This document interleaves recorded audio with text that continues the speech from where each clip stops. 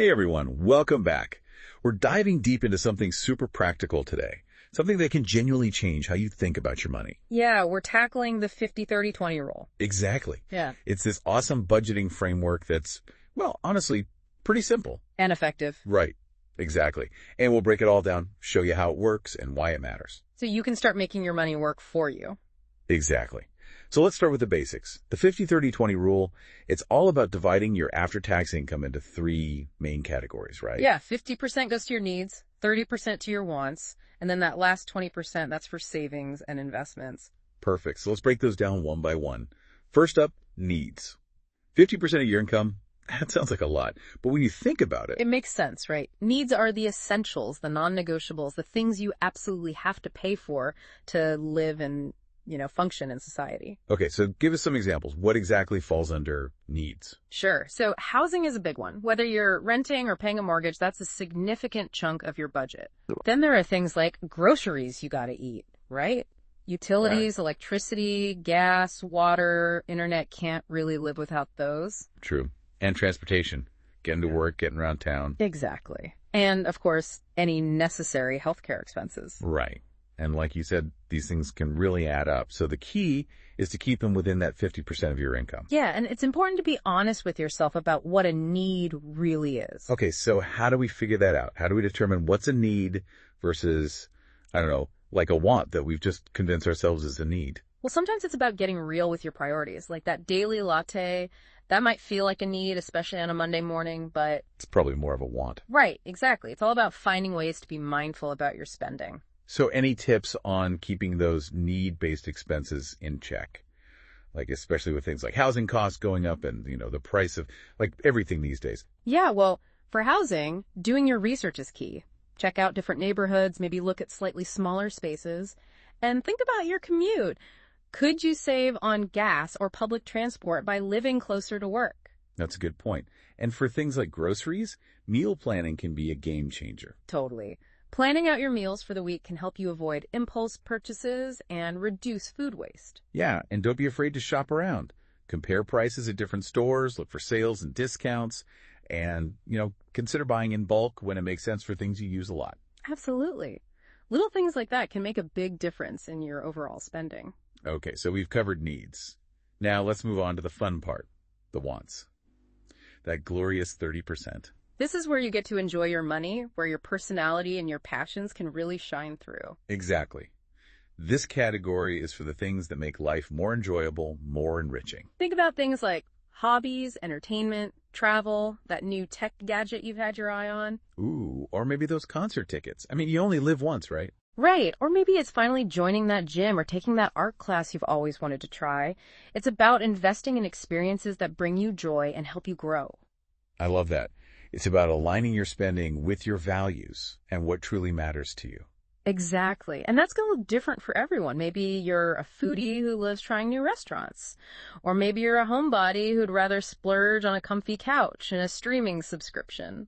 It's all about figuring out what brings you joy and then prioritizing those wants within that 30%. Exactly. And remember, wants aren't about being frivolous. It's about being intentional with your spending and making sure it reflects your values. I like that. Okay, so we've tackled needs, we've celebrated wants. Now for the final piece of the puzzle, savings and investments. That crucial 20% that often gets overlooked. This is the foundation for your future financial security. It's like planting seeds for a future you, right? A future you that's financially secure and can achieve those big dreams. Absolutely. And it's never too early to start, even if you can only put away a small amount each month. What are some good starting points for someone who's maybe new to saving and investing? Well, first and foremost, building an emergency fund should be a top priority. Okay, so that's part of this 20%. Exactly.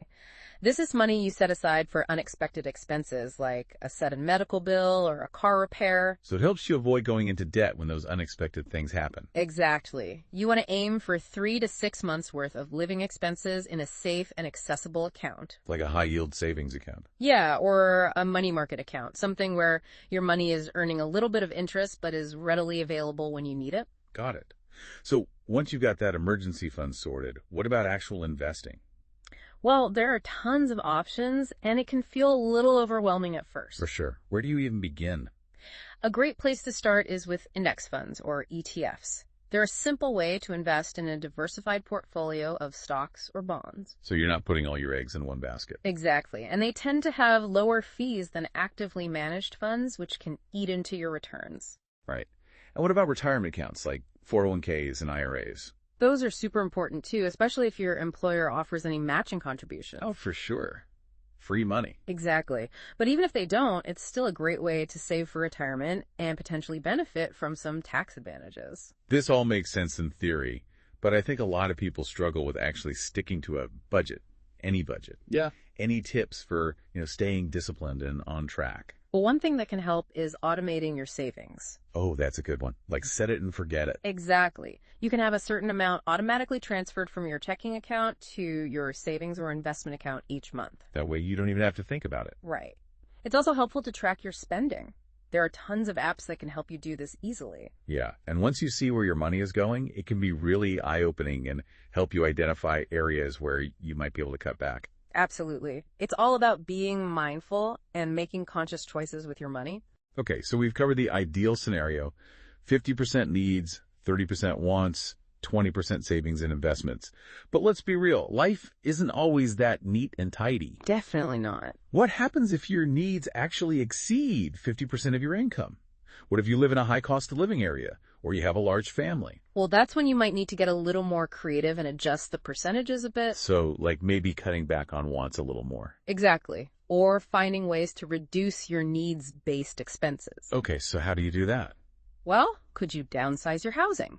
Consider getting a roommate, or explore different neighborhoods that might be more affordable. Those are good ideas. And look at your transportation costs. Could you bike to work a few days a week, or carpool with colleagues? And maybe you negotiate those bills.